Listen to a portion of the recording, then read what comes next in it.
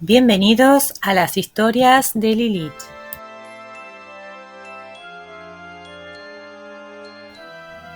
Bienvenidos a todos, continuamos con esta celebración de capítulos especiales. Somos 1000 personas, 1000 suscriptores, así que lo estamos celebrando con todo. Ya estamos entonces en la última parte de esta fantástica historia de Red Hook, cuento creado por nuestro gran autor Lovecraft. Así que vamos a continuar y veamos cómo finaliza esta macabra historia.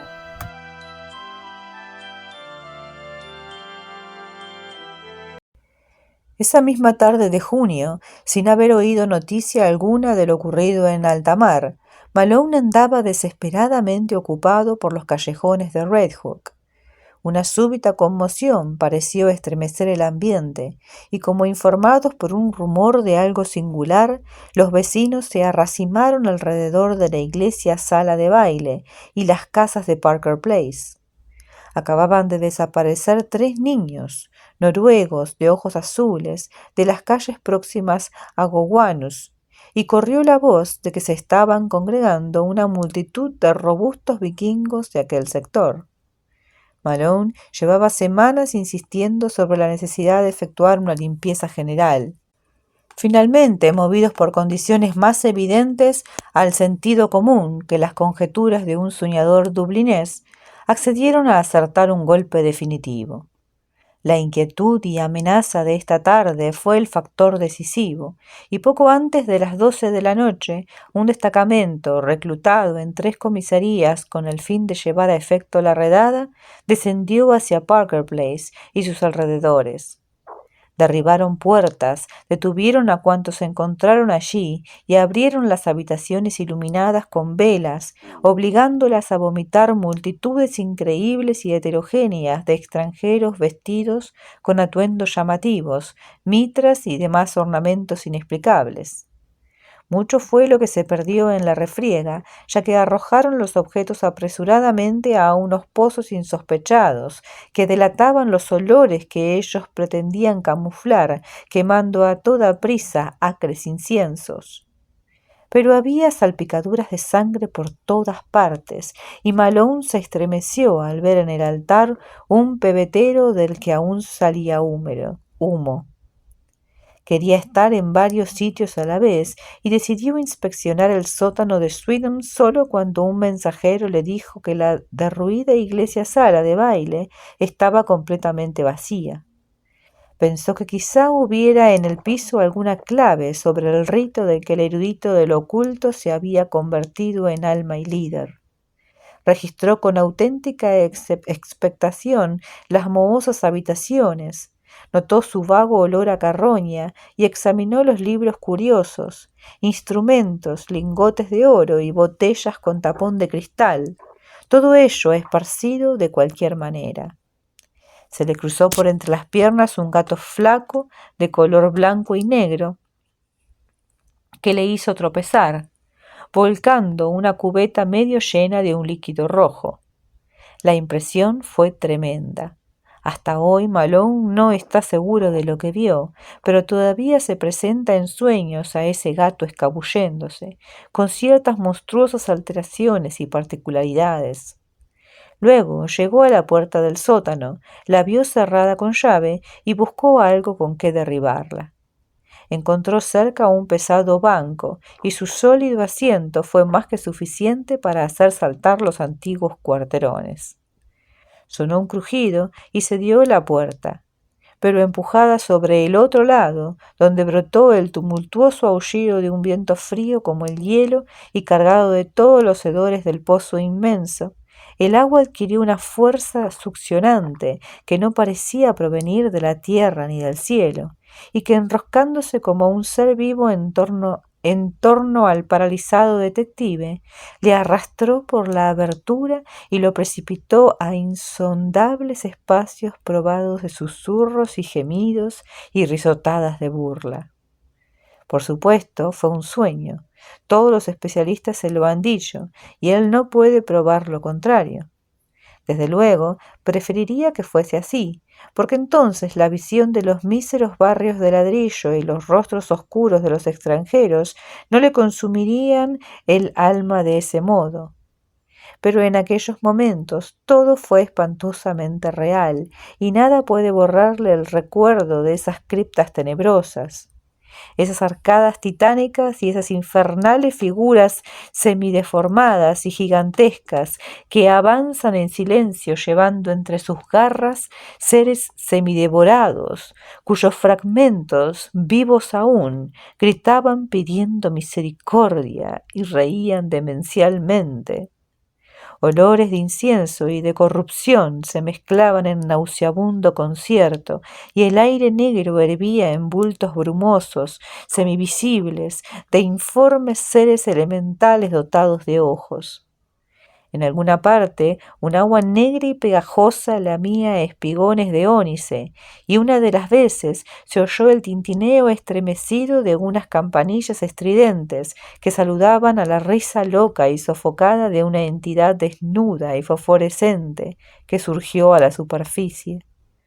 Salió a la orilla y se encaramó a lo alto de un pedestal tallado en oro que había en el fondo, y se puso en cuclillas mirando de soslayo. Unas galerías de iluminada oscuridad parecían dispersarse en todas direcciones, hasta el punto de que podía imaginar que aquello era la raíz de un contagio destinado a contaminar y tragarse ciudades enteras, y a sumergir incluso naciones enteras en una fetidez de híbrida pestilencia. Aquí se había introducido el pecado cósmico, y supurando ritos impíos, había iniciado una marcha burlesca de muerte que iba a corrompernos a todos y convertirnos en fungosas anormalidades demasiado horrendas para encontrar descanso en las sepulturas.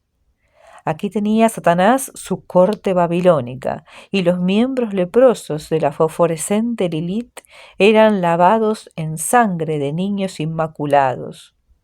Íncubos y súcubos aullaban alabanzas a Hécate, y unos becerros luna acéfalos mugían a la Magna Mater.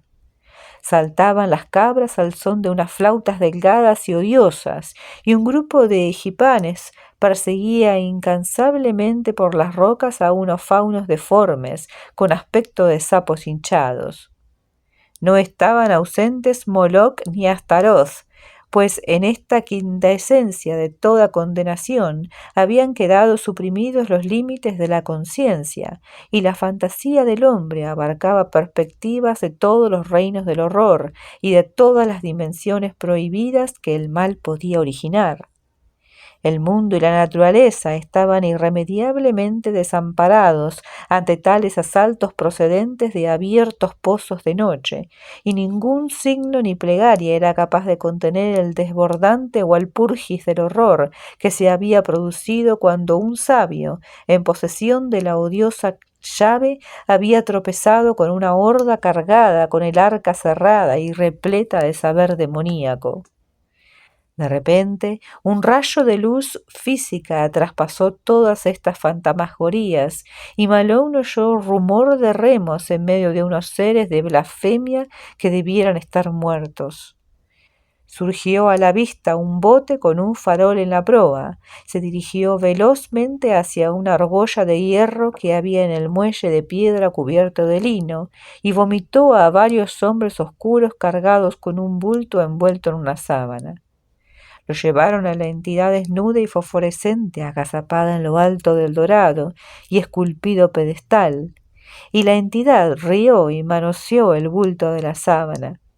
A continuación desenvolvieron y pusieron de pie ante el pedestal el cadáver gangrenoso de un viejo corpulento de barba incipiente y blancos cabellos desordenados. La entidad fosforescente rió otra vez, y los hombres se sacaron unas botellas de los bolsillos y le ungieron los pies con un líquido rojo. Luego entregaron las botellas a la entidad para que bebiese de ella. De repente, de un callejón abovedado que se perdía a lo lejos, llegaron las notas demoníacas y jadeantes de un órgano blasfemo, ahogando y anulando con sus bajos sonidos desafinados y sardónicos las risas infernales. Un instante después, todas las entidades que había allí quedaron como electrizadas, y agrupándose al punto en una procesión ceremonial, la horda de pesadillas se alejó solemnemente al encuentro de la música. Cabras, sátiros y egipanes, íncubos, súcubos y lémures, sapos deformes, seres elementales, aulladores y perrunos, y huéspedes mudos de las tinieblas, guiados todos por la abominable entidad fosforescente que había ocupado el trono dorado, y que ahora avanzaba insolente portando en brazos el cadáver de ojos vidriosos del corpulento anciano. Los hombres extraños y oscuros danzaban detrás, y toda la columna saltaba y brincaba con furia dionisíaca. Malone dio unos pasos tras ellos, confuso y delirante, sin saber si estaba en este o en otro mundo. Luego dio media vuelta, vaciló y se desplomó sobre la piedra fría y húmeda, jadeante y tembloroso, mientras el órgano demoníaco seguía desafinando, y los aullidos, la persecución de los tambores y el tintineo de la loca procesión se hacía cada vez más débil. Tenía vaga conciencia de cánticos horrendos y espantosos graznidos a lo lejos. De cuando en cuando le llegaba un gemido o gañido de devoción ceremonial a través de la bóveda tenebrosa, hasta que por último entonaron la pavorosa fórmula mágica griega, cuyo texto había leído encima del púlpito de la iglesia sala de baile. Oh amiga y compañera de la noche, tú que te solazas en el ladrido del perro, aquí estalló un aullido horrendo, y en la sangre derramada, ruidos atroces, que vagas entre las sombras de las tumbas. Aquí brotó un suspiro sibilante, y ansías la sangre, y traes el terror a los mortales. Gritos breves y agudos de miles de gargantas. Gorgo, repetido en respuesta. Mormo, repetido en éxtasis. Luna de mil caras, suspiros y notas de flauta. Mira con ojos favorables nuestros sacrificios. Al concluir la salmodia se elevó un grito general y unos ruidos sibilantes casi ahogaron las notas ominosas y bajas del órgano desafinado. Luego brotó un jadeo como de muchas gargantas y una babel de ladridos y expresiones quejumbrosas. Lilith, gran Lilith, contempla al esposo. Más gritos, clamor exultante y el ruido claro de pisadas de una figura que corría. Las pisadas se acercaron y Malone se incorporó, apoyándose en un codo para mirar.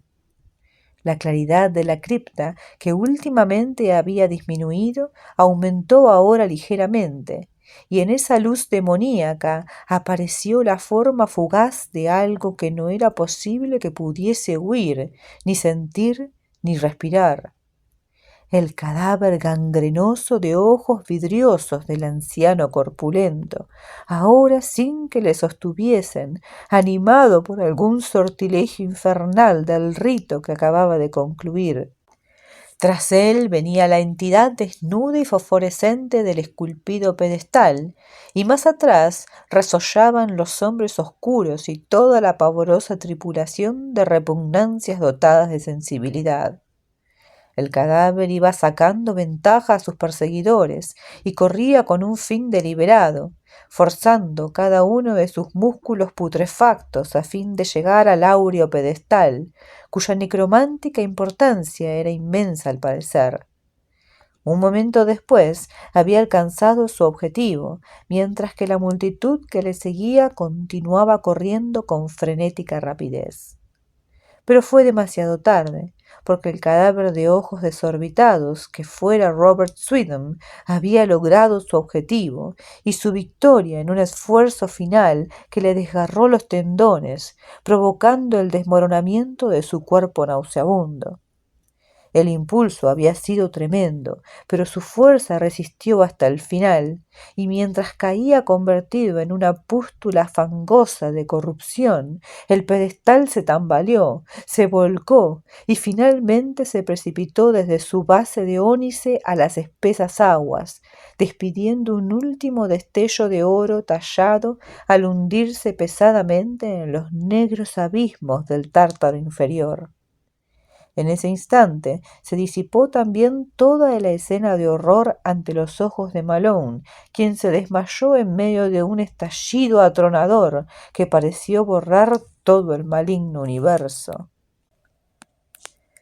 Al sueño de Malone, vivido todo él antes de enterarse de la muerte de Sweden y de su transbordo en el alta mar, vinieron a añadirse ciertos incidentes reales del caso, aunque esa no es razón para que nadie lo crea. Los 3 edificios viejos de Parker Place, sin duda minados de corrupción desde hacía tiempo en su forma más insidiosa, se derrumbaron sin causa visible cuando estaban dentro de la mitad de los policías y gran parte de los prisioneros, y de ambos grupos el más numeroso murió instantáneamente. Solo se salvaron muchas vidas en los sótanos y bodegas, y Malone tuvo la suerte de encontrarse en lo más bajo de la casa de Robert Sweden, porque estaba efectivamente allí, cosa que nadie está dispuesto a negar. La encontraron inconsciente en el borde de un estanque negrísimo, con un espantoso revoltijo de huesos y de putrefacción, que por las operaciones dentales identificaron como el cadáver de Sweden, a un paso de él. El caso era sencillo, ya que era allí a donde conducía el canal subterráneo de los contrabandistas. Los hombres que habían recogido a Sweden del barco le habían traído a casa. A estos no se les llegó a encontrar, o al menos no se les llegó a identificar. En cuanto al médico de a bordo, no le satisfacen las explicaciones simplistas de la policía. Sweden era evidentemente el jefe de una vasta operación de contrabando de hombres, ya que el que llegaba hasta su casa no era sino uno de los varios canales subterráneos y túneles de la vecindad. Había un túnel que conducía de su casa a una cripta situada bajo la iglesia sala de baile, cripta a la que se llegaba desde la iglesia solo a través de un estrecho pasadizo que había en la pared norte, y en cuyas cámaras se descubrieron cosas terribles y singulares. Allí estaba el órgano desafinado, en una inmensa capilla abovedada, con bancos de madera y un altar extrañamente decorado. En las paredes se alineaban pequeñas celdas, en 17 de las cuales, resultaba espantoso relatarlo, encontraron prisioneros, encadenados aisladamente y en estado de completa idiocia, entre ellos 4 madres con niños pequeños de aspecto inquietantemente extraño. Dichos niños murieron al ser sacados a la luz, circunstancia que los doctores consideraron una suerte. Aparte de Malone, ninguno de los que los examinaron recordó la oscura pregunta del viejo del río. An sintunquam daemones incubi et succubae, et an ex tali congressu proles nascia queat. Antes de cegarlos, tragaron enteramente los canales, de los que sacaron una enorme cantidad de huesos de todos los tamaños, aserrados y triturados.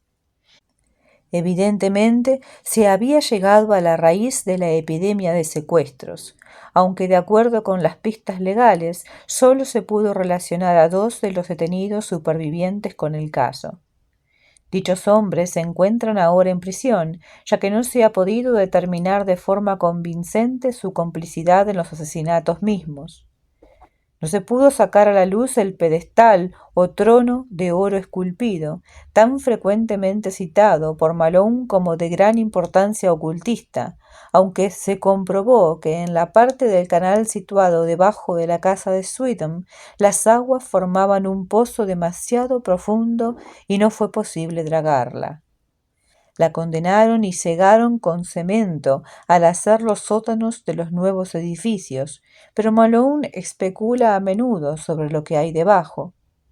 La policía, satisfecha de haber desarticulado a una peligrosa banda de maníacos traficantes de inmigrantes, dejaron a los kurdos no convictos en manos de las autoridades federales, si bien antes de ser deportados se descubrió de manera concluyente que pertenecían a la secta Yezidí de los adoradores del diablo. El carguero y su tripulación siguen siendo un misterio, aunque los escépticos detectives están dispuestos a enfrentarse con ellos, una vez más, en la lucha por impedir el paso de alijos y el contrabando de ron. Malone considera que estos detectives dan muestras de una visión lamentablemente miope, con su falta de asombro ante la miríada de detalles inexplicables y la sugestiva oscuridad de todo el caso. No obstante, critica igualmente a los periódicos que solo vieron en él un morboso sensacionalismo y se recrearon en lo que no era sino un sádico culto secundario, cuando podían haber denunciado un horror procedente del mismo corazón del universo. Pero le alegra poder descansar tranquilo en Chepachet, sosegando su sistema nervioso y pidiendo que el tiempo vaya trasladando poco a poco su terrible experiencia del reino de la realidad presente al de la pintoresca y semimítica lejanía. Robert Sweden descansa junto a su esposa en el cementerio de Greenwood. No se celebró ningún funeral sobre sus huesos extrañamente rescatados, y los parientes se sienten aliviados por el rápido olvido en que ha caído el caso. Desde luego, ninguna prueba legal ha confirmado la conexión del erudito con los horrores de Red Hook, ya que su muerte se anticipó a la encuesta que habría tenido que soportar. Tampoco se habla de su propio fin, y los Sweden confían en que la posteridad le recuerde solo como el afable anacoreta que se dedicaba al estudio de la magia y el folclore. En cuanto a Red Hook, sigue como siempre. Sweden llegó y se fue, apareció un terror y se disipó a continuación, pero el espíritu malvado de lo tenebroso y lo sórdido sigue latente entre los mestizos que habitan en los viejos edificios de ladrillo, y las bandas de haraganes siguen desfilando, sin que se sepa con qué objeto, por delante de las ventanas, donde aparecen y desaparecen inexplicablemente luces y caras retorcidas. El horror secular es una hidra de 1000 cabezas, y los cultos tenebrosos tienen sus raíces en blasfemias más profundas que el pozo de Demócrito.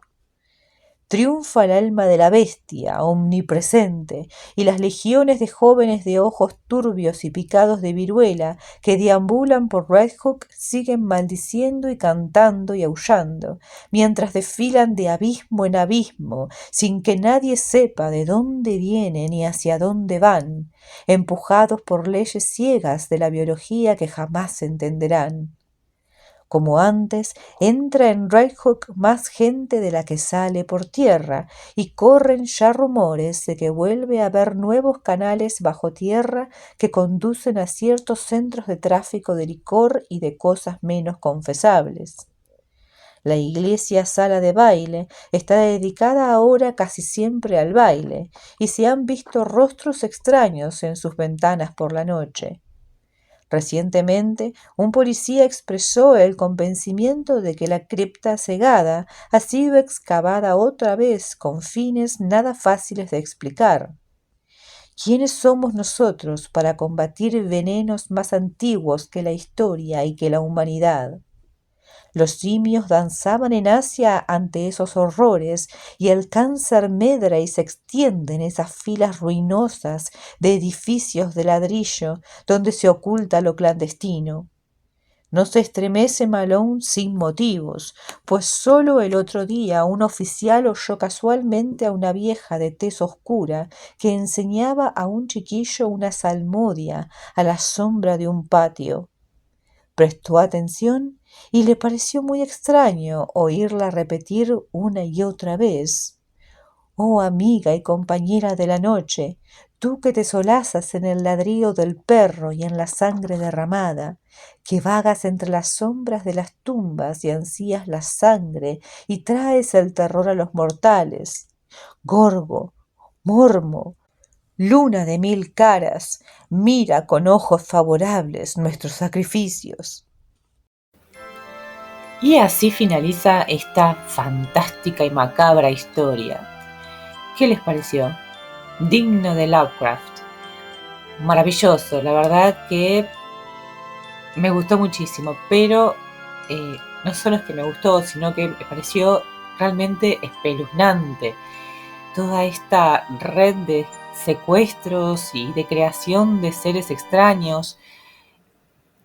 Siempre Lovecraft está entre el medio, ¿no? Digamos, no sabemos si es algo, si lo que causa todo esto es algún ser superior o si es simplemente el ser humano el que lo hace, ¿no? Estamos en esa duda. Y eso creo que lo hace fantástico, porque le da más realidad a la cuestión. Bueno, nada, así termina esta parte, pero no es la última historia, tenemos una más, vamos a seguir celebrando porque la verdad es que estoy muy contenta de que tantas personas se hayan interesado en este canal. Así que vamos a finalizar y vamos a ponerle un moño espectacular con la última historia que vamos a escuchar mañana. Así que están súper invitados. Suscríbanse, dejen like y nada, comenten. Lo que más me interesa es saber su opinión acerca de las historias, qué pensaron, qué sintieron, conocían la historia, no la conocían, tenían ganas de leerla hace rato y nunca pudieron. Bueno, espero que les haya gustado y nos vemos mañana.